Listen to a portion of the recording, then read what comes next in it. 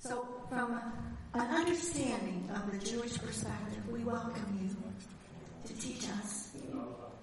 Amen. Happy birthday. Oh, yes, gotcha. Happy birthday. We'll celebrate it.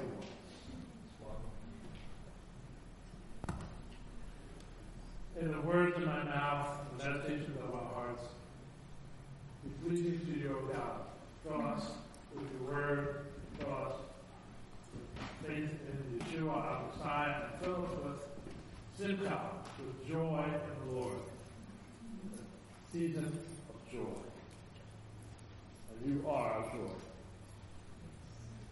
We pray in the name of Messiah Yeshua. Amen.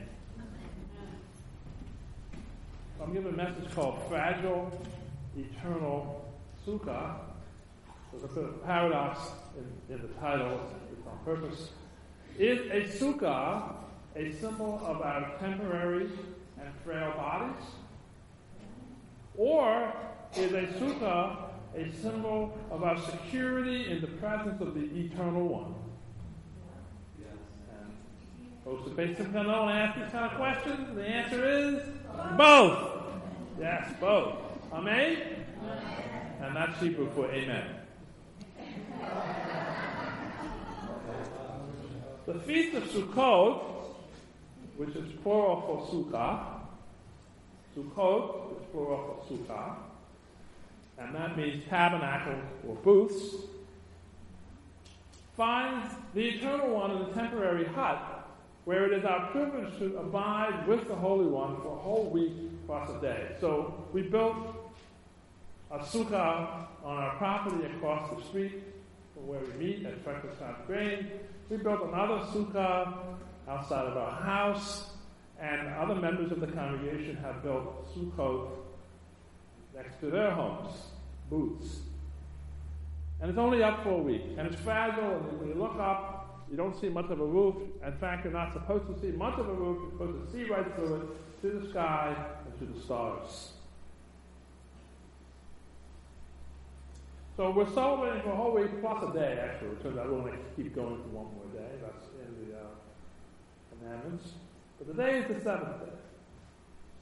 Now, we don't need a building permit to build a sukkah. Thanks be to God. Pray for me. I will. Back to the sukkah.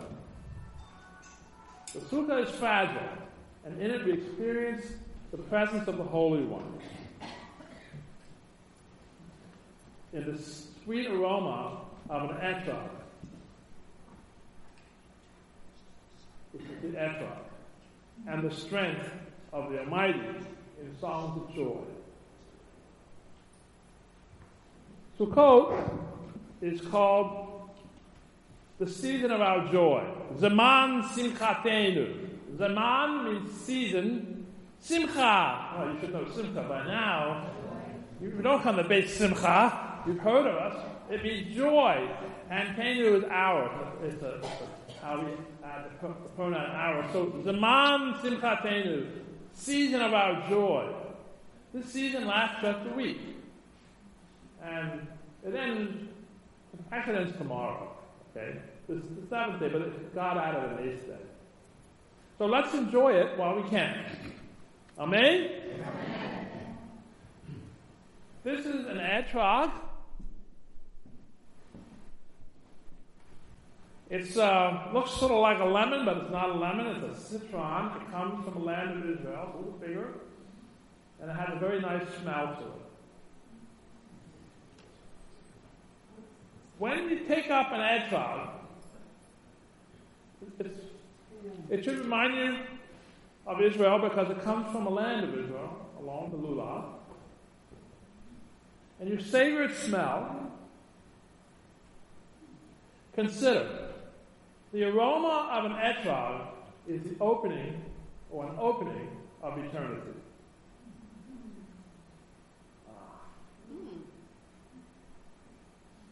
Yet this fleeting joy,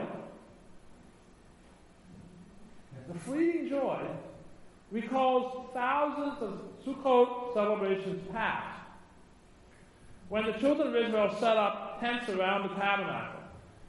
Well, Sukkot reminds us about their temporary dwellings in the wilderness, when all Israel depended on the Holy One to provide manna from heaven and water from rocks.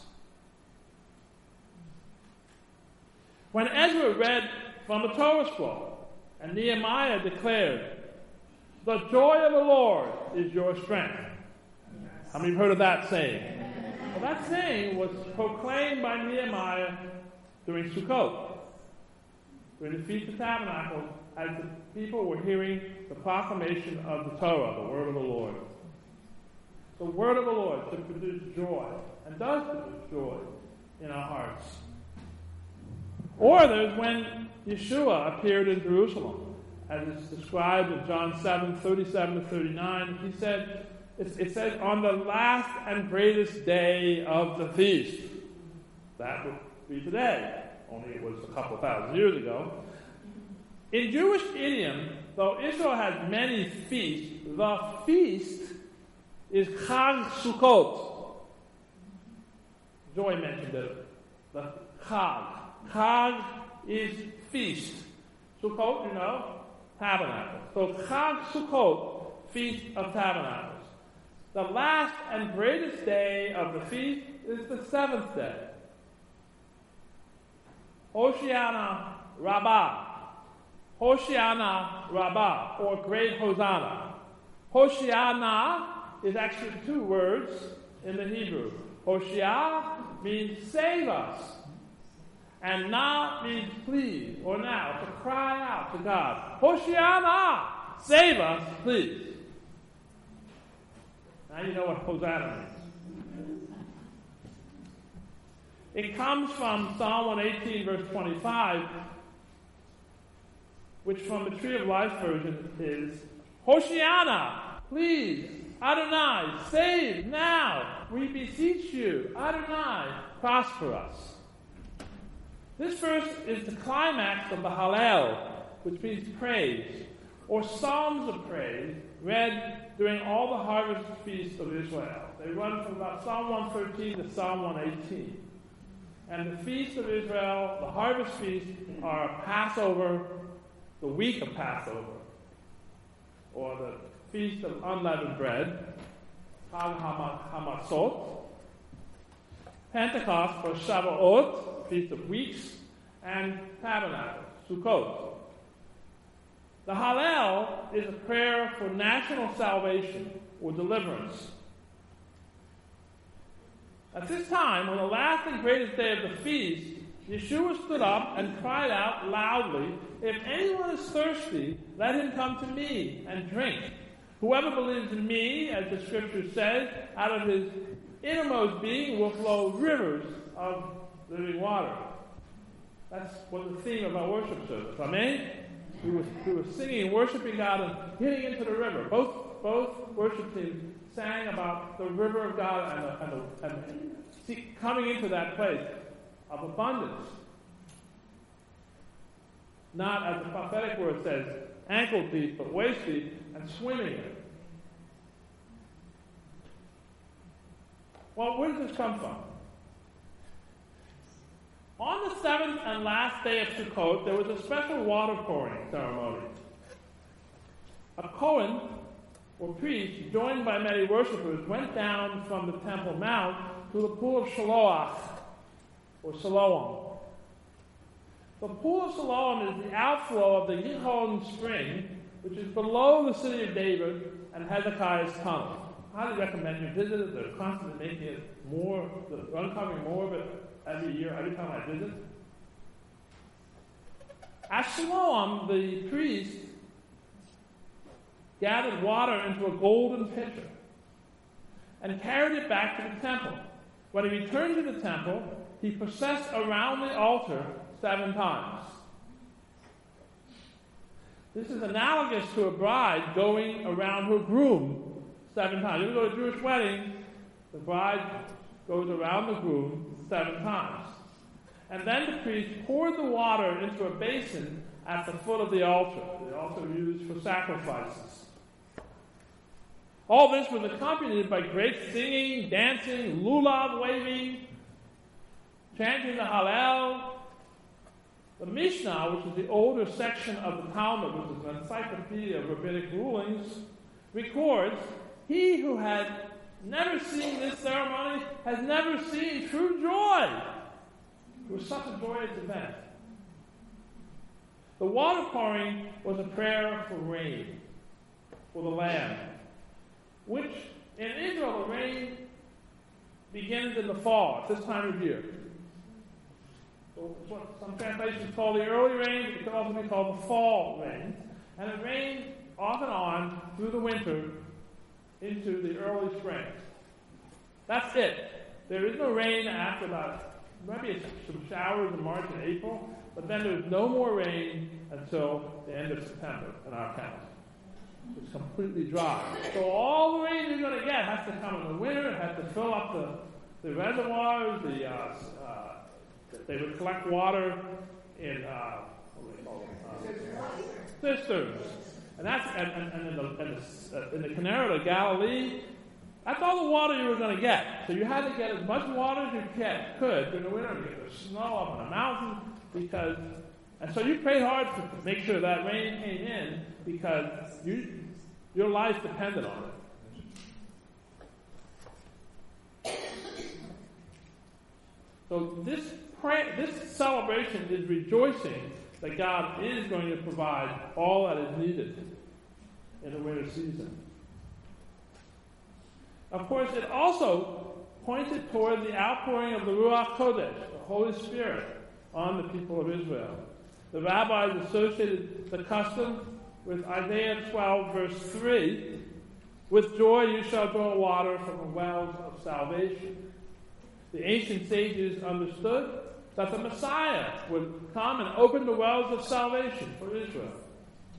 In effect, Yeshua was declaring, just after the water pouring and the Hoshiana Rabbah, so you have just poured out a golden pitcher of water and prayed for the Messiah to come and save you. Now, trust in me.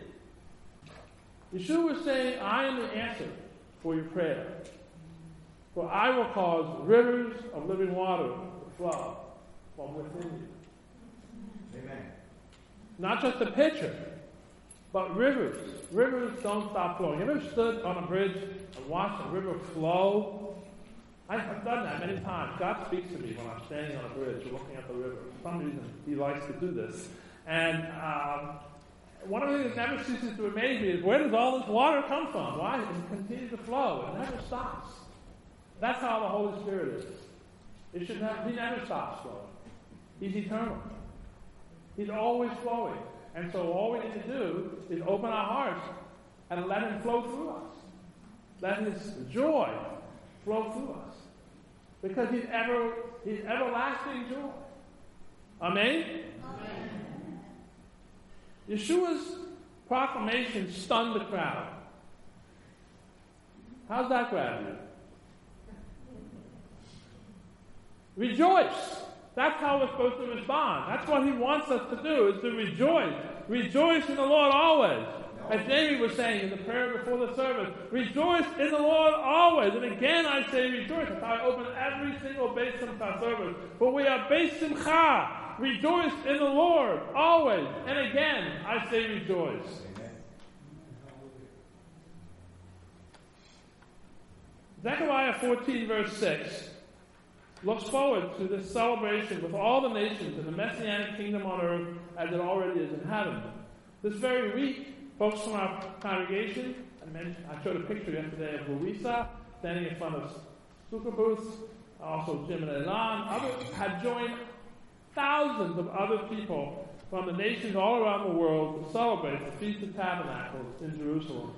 It is a foretaste of the fulfillment of Zechariah's prophetic vision of unity between Israel and the nation in our one true God and Messiah. For Zechariah 14 verse 9 said, "The Lord shall be king over all the earth. In that day there shall be one Lord, and his name one." Or another way of understanding it is he will be the one and only. And we will be one and only for him. And that's God's desire, is that we should love him with all our heart, soul, and strength, and recognize that he is the only one for us, just as we are his only one. We are his children.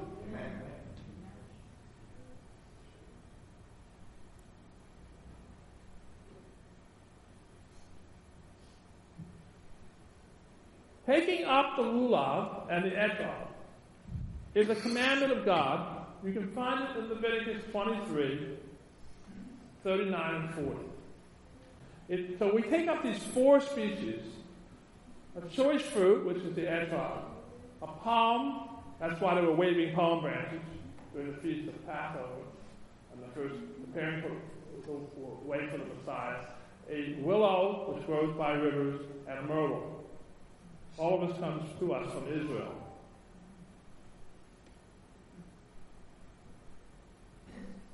And we usually take up the etrog in the left hand and the lulav in the right. When you take up the lulav and the etrog, you shake it after saying a blessing, which I'll tell you in a moment, and you shake it 3 times in every direction, including up towards the heavens, back towards the earth, down towards the earth.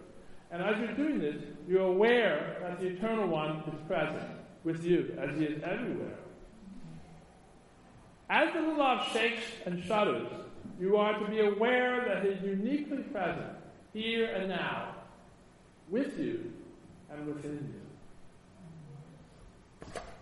The Eternal One has commanded each of us to dwell in a sukkah for 7 days. 7 days reminds us of the days of creation and are symbolic of God and eternity. Somehow, this temporary structure is an opening to eternity. Its roof is open to the heavens. Its walls are open to the breeze of the Ruach. Its interior is open to the presence of the Eternal One. You know it, sing with me. In your presence, that's where I am strong. In your presence, oh Lord my God. In your presence, that's where I belong. Seeking your face, touching your grace, in the cleft of the rock. In your presence, oh God.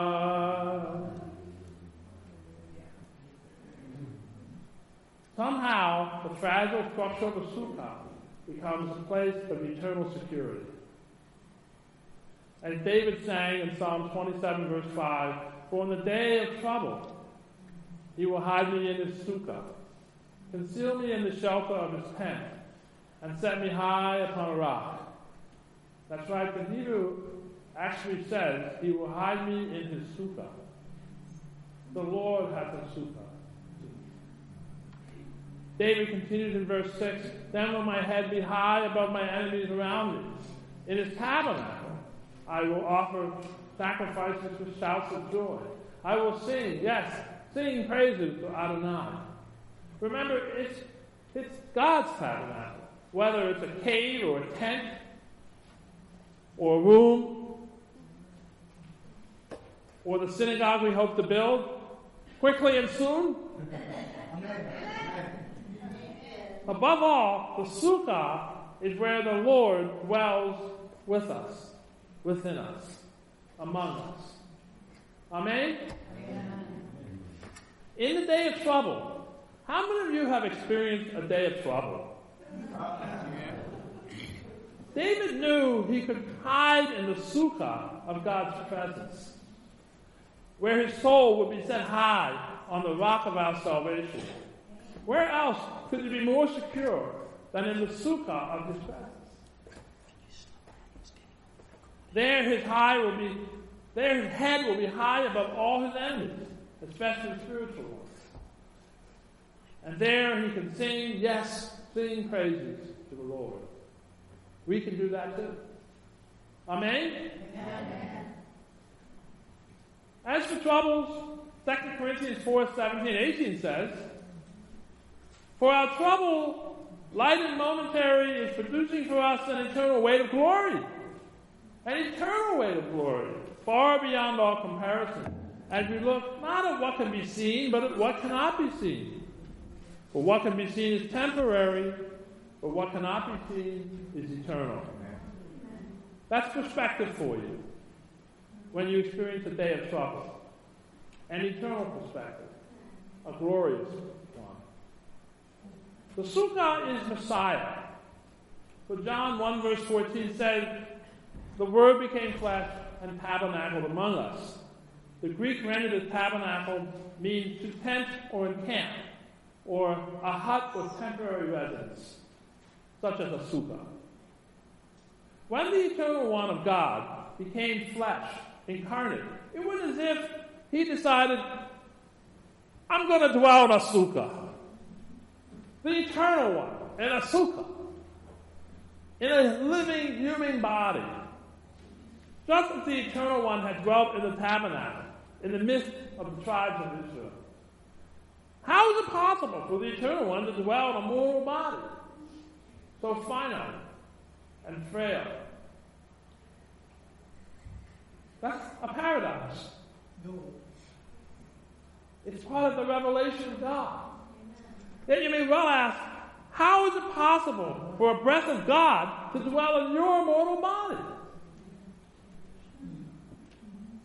2 Corinthians 5, 1 and 2, continuing from 2 Corinthians 4, 17, 18, which I just read, and you read with me, says, for we know that if the tent, our earthly home, is torn down, we have a building from God, a home not made with human hands, eternal in the heavens. For in this we groan, longing to be clothed with our heavenly dwelling.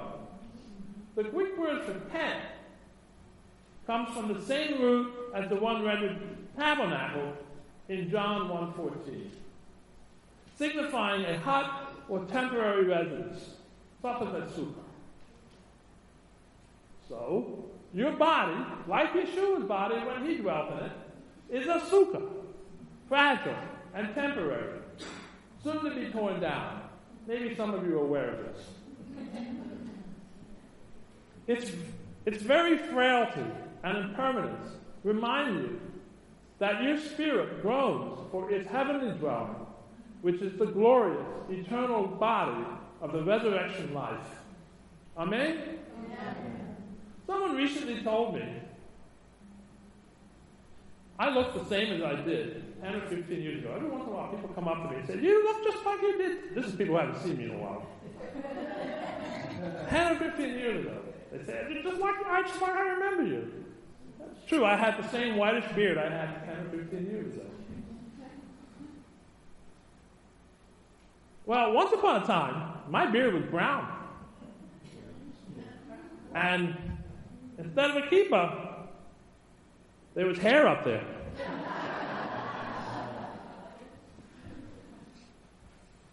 Maybe I did have the same blue eyes. My wife likes my blue eyes. And the sparkle of them will shine brighter, I imagine, when I behold my Lord face to face in the glorious eternal body of the resurrection life. Amen? Amen. Biblical faith does not disdain the body. Biblical faith is not ascetic. It affirms what God creates. He created your body, that's what it is, for a purpose. But anticipates the full redemption of your body as well as your soul in the Messianic kingdom. The word etrog is Aramaic, the language spoken in the Middle East for almost a millennium, throughout the time of the domination of the Babylonians and the Persians and the Romans. So Aramaic has words that have been brought into Jewish culture, including the word etrog. It's an Aramaic word. It means desire. Yet, I haven't heard of a perfume called etrog. Have you? Nah. That's because a perfume is man-made, and its scent is meant to provoke a desire that is fleeting.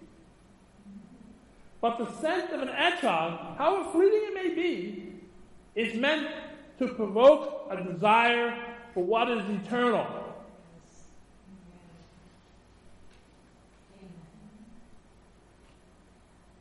Today is Pastor Jean's birthday. Yom Huledet Sameach. Oh my God.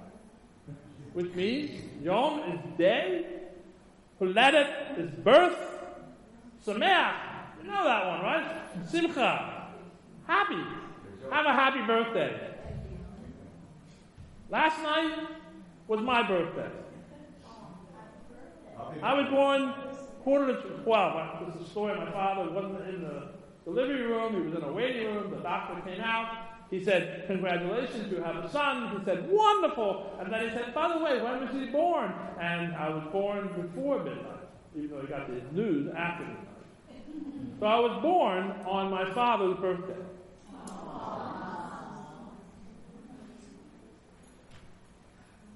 May his memory be blessed. So, by Jewish reckoning, since a Jewish day, going back to Genesis 1, starts in the evening, Pastor Jean and I are both Hoshiana Rabbah babies.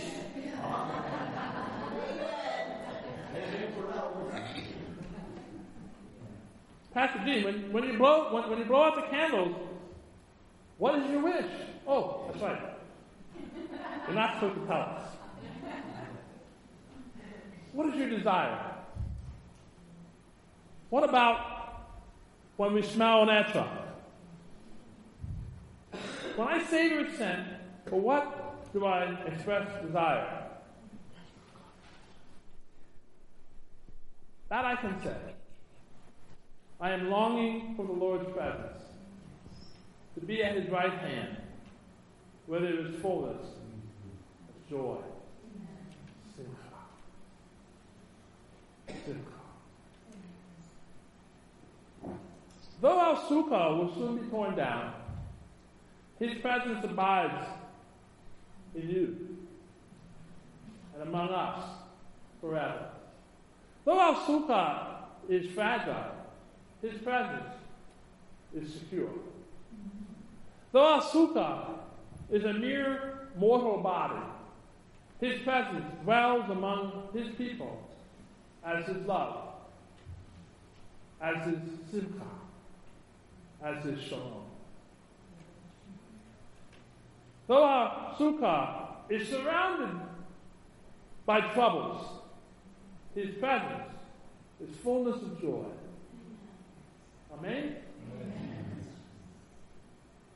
Chag Sukkot Sameach. Now, I've said a lot of Hebrew words. You've been hearing them. Now it's time to say them. Okay. Chag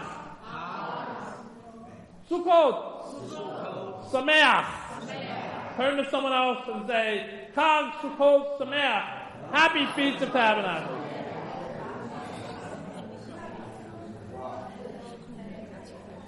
Now, I'm going to invite you at some point, either in a ministry time or whenever you feel led by the Spirit, to wave the lulav. I'm going to say the blessing. And there's also, I'm going to do something a little special, even for the Beit Simcha folks here, because they've been waving lulav all week. But there's something a little bit different we're going to do. We're going to do a Hoshiana Rabbah wave. There's this custom that's still practiced today in some Orthodox synagogues of taking the lulav and processing around a bima, or table, 7 times. You heard about it already. It's an ancient custom. It's supposed to remind us of the golden pitcher going around the altar 7 times in prayer for rain and joy in the Lord.